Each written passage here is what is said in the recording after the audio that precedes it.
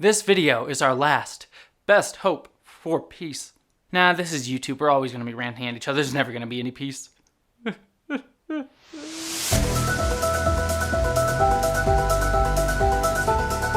Hello interwebs and welcome to my channel as always. So if you haven't guessed from, the thumbnail or the joke that I made at the top of this video, today's video is going to be a Patreon sponsored review of one of my personal favorite shows of all time that I honestly don't really talk about a lot, and that is Babylon 5. And specifically for this video, I'm going to be looking at the 2-hour pilot movie. They kind of bill it as a movie, but I think it was just when it came out, just considered a pilot episode, a 2-hour pilot episode of Babylon 5 called The Gathering. Now, when this patron asked me to do this review, which by the way, if you want to get me to review a TV show, movie, or comic book run that you really love, you can support me over on Patreon, by the way. But when this patron asked me to do this review, they asked me to review my favorite episode of Babylon 5.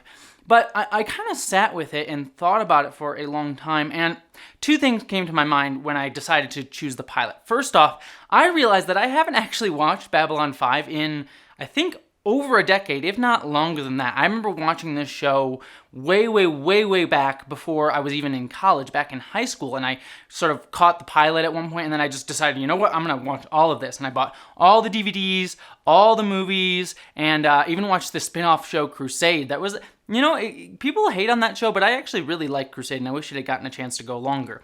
But regardless, I just binged this whole thing, because this show is absolutely fantastic, and might be one of my, and like I said, it is one of my favorite science fiction shows of all time. But I haven't really thought about it too much like I said, over a decade, and that's a bit unfortunate. This show felt so important at the time. It was one of those shows that literally was sort of the prototypical show for telling a serialized story over many seasons. And that was all due to J. Michael Straczynski. He thought this show out from beginning to end. He kind of knew where the show was going to end before he even started. And then he proceeded to write basically almost every single episode of the show. I think all but 5 or 6 episodes of the show were written by J. Michael Straczynski, which is honestly dang impressive. It made this show so cohesive and powerful, and you really feel like, unlike shows like Lost, for example, where the show kind of built up all these mysteries but didn't really have an answer to it in the end. And again, I like Lost, but you can clearly tell they were kind of making it up as they went. With Babylon 5, there's stuff set up in this pilot episode, and I'll get to that in a second. There's stuff set up in this pilot episode that pays off years later, but you can kind of tell that J. Michael Straczynski knew when he was writing this that he had that already planned out. He already had that idea in motion. I mean, you can even see that as we go throughout the first season. There are episodes, and I'm kind of getting in my head of myself, but there are episodes where he sets up a mystery and some crazy time travel shenanigans that doesn't get to pay off until like 3 or 4 seasons later, which is insane, and it pays off so incredibly well. So this show was just so groundbreaking for its time, and it's sadly been kind of forgotten. I mean, a lot of sci-fi enthusiasts like myself will remember Babylon 5 and talk about it, but in terms of the greater lexicon and pop culture influence, Babylon 5 gets kind of forgotten, which is sad because, again, like I said, it clearly had a large influence on shows like Lost, Mass Effect. Clearly there's a huge Mass Effect influence in this show. So it's just kind of sad that this show gets forgotten. But that's enough of the sort of overview of Babylon 5. Let's get into the nitty-gritty of this episode, the pilot episode called The Gathering. And I just have to say right up front, without getting into spoiler stuff, if you haven't caught Babylon 5, if you have not caught Babylon 5, stop this here and just go watch it. Go watch this pilot episode because it is absolutely fantastic. So, I'm going to dive into the spoilers. It's been out for many years, so I'm just going to talk about all the stuff and sort of mishmash it, and maybe even get into future spoilers past the pilot episode if I can remember a little bit of it. It's, like I said, it's been over a decade, so I don't remember all the storylines going on, but I think I do have like a vague idea of a lot of stuff that happened after this point. Getting into this pilot, I forgot how strong of a start this show has. Yes, there are some problems here and there, and I'll get into that in a second, but this is a incredibly strong pilot. And it's kind of sad because I compare it to The Emissary, which is the Deep Space Nine pilot, Star Trek Deep Space Nine, which kind of came out around the same time, and there's been some chatter about maybe it was plagiarized from Babylon 5 because J. Michael Straczynski pitched Babylon 5 to Paramount before Deep Space Nine came out. So there's I don't think there's anything definitive on that, but there is some sort of like, maybe it did happen. But watching this, and I just watched The Emissary, I want to say or I think it's just called Emissary because there's a Next Generation episode called The Emissary. But I watched Emissary like 2 or 3 weeks ago, and comparing it to this episode of Babylon 5, which is a little bit unfair, but you just see that there's just a much stronger sense of characters and world, which is kind of surprising given that Star Trek had existed well before Deep Space Nine came around. But Babylon 5, for those of you who don't know, is about a space station that humanity builds as sort of a gathering place and a mecca for a bunch of different races to come and kind of talk to each other, kind of create diplomatic situations, basically be a place where aliens can gather together for peace talks and try and set up diplomatic relationships. Kind of in a very similar way to how Mass Effect would later do it, where they'd have the Citadel and a bunch of aliens come there to try and build diplomatic relationships. In fact, you get a lot of like Mass Effect vibes in Babylon 5 here. Again, it kind of had that influence. Even the design of the station, there's a scene in this episode where the commander, Sheridan, the human character, goes into the middle of the station, and we get to see that it has sort of this big hollow inside with this garden area, which is very reminiscent of how the Citadel would be later designed in Mass Effect. But first things first, what I really enjoy about Babylon 5 as compared to something like Star Trek, whereas Star Trek, you know that humanity has this, it's meant to be this great organization. Starfleet and the Federation are this ideal of humanity, and that's sort of where Star Trek Deep Space Nine comes from, where it's trying to deconstruct that idea within the show Deep Space Nine.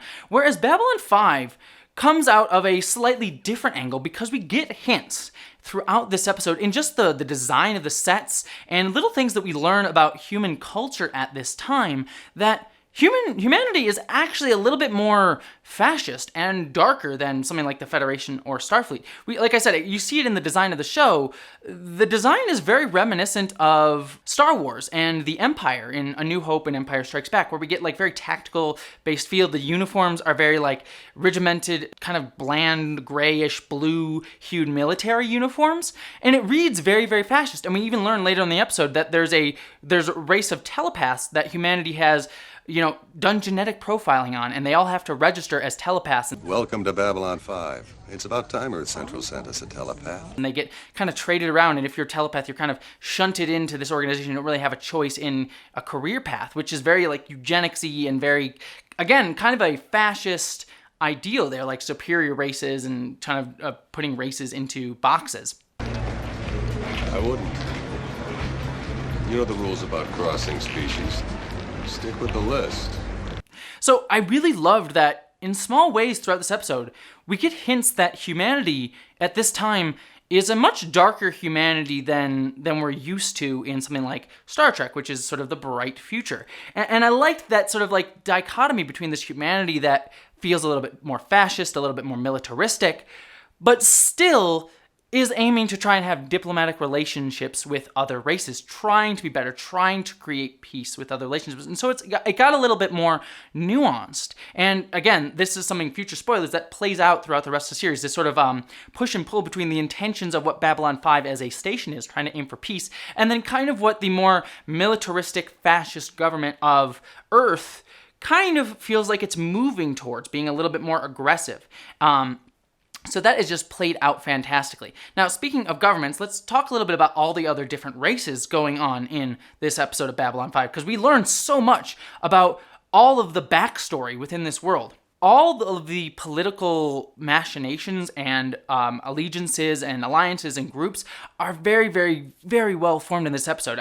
We get, like, I think, introduction to 4 major races. We get the Minbari, who are like these sort of Japanese, sort of samurai-influenced species who are like sort of meditative and peaceful and thoughtful, but they're also technologically advanced and had a war with the humans. We get the Narn, who are kind of like this Klingon race, very like warrior-focused, very like aggressive, yet they kind of have a chip on the shoulder because they've been considered slaves for a long time by the Centauri, which are the 3rd species that we meet. And the Centauri are kind of like the aristocrats, very kind of like bureaucratic kind of aliens, but they're clearly in decline. There's even a scene in this episode where Londo, the ambassador for the Centauri, says, we're in decline and we're trying to attach ourselves onto humanity's future because humanity's on the up and up right now, whereas the Centauri are in decline. So we get all these different factions. The Vorlons, who are kind of this mysterious race that no one's really seen before, and their ambassador is the first ambassador coming to Babylon 5.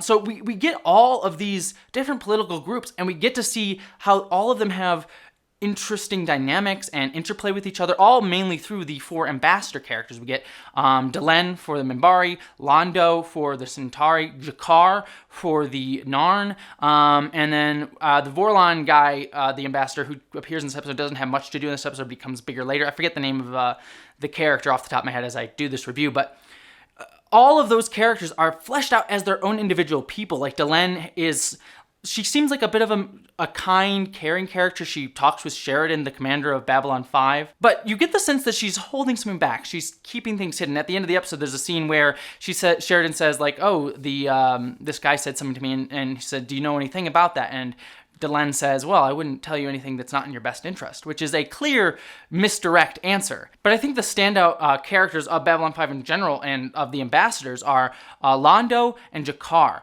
These are both characters that are just so multifaceted in the entire run of the series. And especially with Londo in this episode, you get a great hint at how multifaceted Londo is. Londo is an ambassador character who you can tell he's got gambling problems. Comes across initially as very kind of like the Quark-esque character where he likes to gamble, he likes to drink, he seems sort of morally ambiguous, but you also get the sense that he does have a sense of pride in this episode. There's a moment where he gets bribed by Jakar, the other ambassador, to hide the fact that his dad committed atrocities during a Holocaust. And you see that he doesn't want to let that out. He does have a sense of pride in himself, but he also carries that shame as well deep down in him. And I think you just get a really multifaceted look at a character that could become very, very one note. Like I said, Quark in Deep Space Nine, again, this is kind of an unfair comparison, but Quark in Deep Space Nine initially comes off as kind of a joke, like, oh, I'm the conniving capitalist Ferengi, and he gets more development over time. But right up front, Londo is given depth and nuance to his character. A character who does kind of suffer in this episode, though, is Jakar. Jakar is a character who I think becomes the most fascinating character in the entirety of Babylon 5. Props to the actor, I forget his name, but he also played Tomalak in Star Trek The Next Generation, and he's absolutely wonderful as Jakar throughout the series. But here in this episode, Jakar, I don't think they had him completely nailed yet here. He kind of comes across as a conniving, kind of arrogant jerk in this episode, and kind of he goes and asks the telepath for sex, and he's like hiding weapons trading stuff going on. And it kind of feels a little bit off from the character that we know Jakar becomes later on in the series, who is someone who has a much stronger moral center. In fact, I think he becomes, despite the fact that he gets mired in a lot of political machinations throughout the show, he becomes kind of the moral center of the entire series. And so it's kind of a little bit weird for me, jumping back into this pilot episode, to kind of see him played a little bit more villainous and kind of a jerk in this episode. And so I think that that's a bit off. And that's kind of, again, comparing him to the future. I think he works within this episode as kind of the conniving villain, but it is a little bit off from where I see him going in the future as a much more nuanced character. So I'm sad that we didn't get as much nuance with him in the pilot, but what can you do? You can only do so much. So now that I've talked a lot about the ambassadors here, there's so much backstory that this episode really delivers very well. Now, the problem with The Gathering, I think, is that it is trying to give a lot of exposition. And if there's one fault throughout this episode, there's a lot of scenes in this episode where the characters kind of stop and kind of deliver their backstory to us in a monologue to another character. And it's like, Commander Sheridan, the commander of the station, basically stops and says, yes, I was in a big fight one time, and I got knocked out, and the Minbari were the alien race attacking us, and then I got knocked out in 24 hours, and my mind are gone. And he gives us this whole exposition on his backstory that, will be important later and plays out throughout the whole series, but it just kind of feels like it's like, all right, here's our exposition dump. And you kind of have to do a little bit of that, especially in a pilot. All pilots kind of fall into that, where it's like, here's, big exposition dumps that need to be happening at this moment, especially in shows where there's just a lot of world building. Some other pilots, you can kind of get away with not doing that, but in a sci-fi show, there's very few sci-fi shows that I've seen where they don't have these big, and here's the exposition dump of how this world works, and here's my backstory within the pilot episode. But it is kind of a fault of the show. But this actually gets me into the actual plot of the episode. I've been talking about world building throughout this whole opening part because that's what this episode does so well. But talking about the actual plot of this episode, it's sort of an assassination murder plot that the Vorlon, the first time a Vorlon ambassador is coming to Babylon 5, so it's sort of this big momentous moment, and no one's ever seen the Vorlons, no one knows what they look like. The Vorlon ambassador has an assassination attempt against him, and so it sets off this investigation plot. Now, the investigation plot throughout this episode is fairly rote and standard. I mean, there's a couple twists and turns throughout it where we think like Sheridan might have done it at one point, but we kind of know he didn't. But then it's like, oh, how did Sheridan do that? And, spoilers for this part, but it turns out that it's a shapeshifter from a Minbari shapeshifter who's sort of doing anything for his own reasons that, again, play out throughout the rest of the series. So the plot itself is kind of like, it's a standard investigation plot and, nothing super special. But what I enjoy about this investigation plot is that it allows us to kind of naturally learn all of that world dumping that I was sort of talking about before. While there are moments of characters delivering exposition and backstory, the investigation plot allows Garibaldi, who's another fantastic character. We only get like little hints of it. Right here, he kind of comes across as like I'm the guy who does the investigations. I'm the sheriff in town sort of character, and he gets more nuance throughout the series. But it allows him to sort of go around and sort of talk to different ambassadors. We get to learn a little bit about all the political situations going on around the station and the different interplay between the different groups because they're all sort of bouncing off each other and trying to deal with this assassination attempt plot and the ramifications of it. So while the plot itself and the mystery itself aren't exactly anything to write home about, it's a great vehicle for getting us to sort of naturally learn about this world as opposed to doing a lot more exposition dumps than this show could have done, even though they already did a few throughout this episode. This episode is it's just so dense. I think the only other thing that I really want to talk about here is some of the sort of dropped things. Like I said, this show did a great job of setting up a lot of mysteries in this opening episode. There's hints of Sheridan's missing 24 hours. There's the reason of why did the Minbari decided to stop attacking Earth when they were clearly just about to win the war. There's the mystery of the Vorlons. There's the mystery of like larger things going on beyond these four races. That's again all stuff that plays out throughout the rest of the series and plays out brilliantly. And I love that it's being seeded in here. But there are a few things that sadly get dropped that I think you see in this episode, mainly to do with characters. There are two characters in this episode that they sort of present to us, and then I think immediately in the next episode they just sort of left because they didn't want to continue with the show. And I think the first one is the Doctor, who is sort of the older Doctor who gets to see, he sees a Vorlon, he has to operate on the ambassador, sees what a Vorlon looks like, and there's a sort of hint at the end that that's sort of like this big revelation, like looking at a Vorlon changes everything for you. That, I think in the immediate next episode the actor just gets replaced with someone else and they sort of use the excuse that he's been so tired by this Vorlon thing that he had to retire. And so that plot thread just kind of gets dropped from his character. And then we get another Doctor who I think works really well, and he's a lot younger. And then we also get Laura, who's the first officer on the station, and I really loved her, and I loved seeing that we get to have like an Asian woman as second in command of the station. But unfortunately, there's a lot of stuff that went on with her character. Initially, I know that the studio, when they created the episode, they thought her character came across as too strong, that she was too manly in her reading, which is, a bit sexist, and I don't want to read too much into it because there's a little bit in there, but I'm sure there's probably a note of racism in sort of that note from the studio. So, originally when this episode aired, J. Michael Straczynski fought against that note, but he had to like redub her lines with a sort of softer take on it. And that, I'm assuming that kind of soured the actress on playing this role because she doesn't show up after this episode. She leaves, I think, in the second or third episode of the show. And she also said she was uncomfortable playing a militaristic role. But you can't help but think that something like, how that sort of played out in the pilot with her softening her tone kind of soured her a little bit on it. But again, that's me speculating here. But she's a character who I really, really liked in this episode, and I'm kind of sad that she just gets dropped. Now, I forget the character that they bring in. I forget the name of the character, but they bring in another woman as second in command of the station, I think in the second or third episode of the show.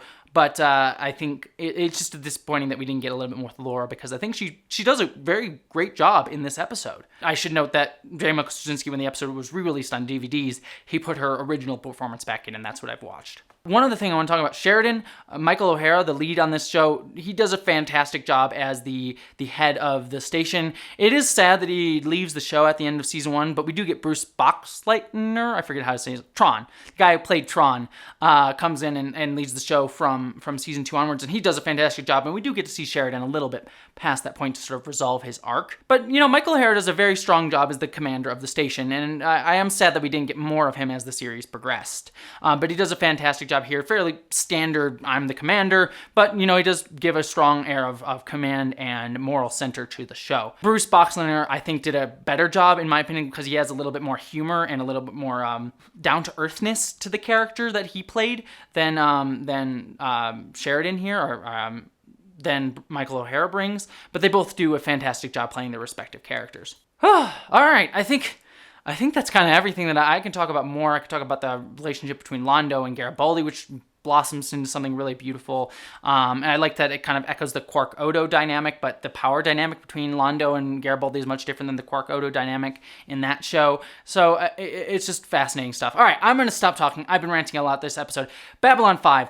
It's fantastic. You should 100% watch it. It's one of the best science fiction shows out there. I'm thinking after watching this pilot, I'm probably going to just do a rewatch of the show because it's so good, and it's been so long since I watched it. So what do you think about Babylon 5? I'd love to know your thoughts down in the comments. Have you seen it? Have you not? If you did see it, what did you think about it? Let me know. Also, don't forget to subscribe to this channel if you want more reviews, geek analysis, social and political analysis of geek topics and things like that.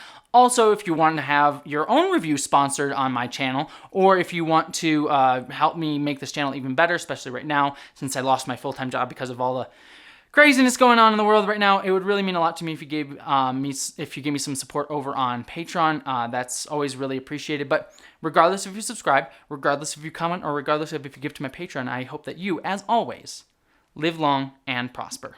Thank you, all of you, for watching, and a special thank you to my patrons, including my amazing commander level and above patrons: Miranda Janelle, Ashley Allen, Eli Berg-Moss, Sela Roman, Christina Dalliance, Greg Gillum, Stefan Schuhart, Boyd and Mary Beth Earl, Ish the Mad, Randy Thompson, Mouse Pounder, Wellington Marcus, Lorena Mesa, Alexander Miller, Mari Neckar, Gavin Robinson, Michael Beam, Aaron Brown, Munir Amlani, Maggie Evans, Maeve, Wendizzle Bizzle, Dante St. James, Wayne Twitchell, Patrick Shannon, Din Hagney, Mystic the Monarchete, Bree Beecher, and Polly Mina. All of your support means so much to me right now, so thank you to all of you.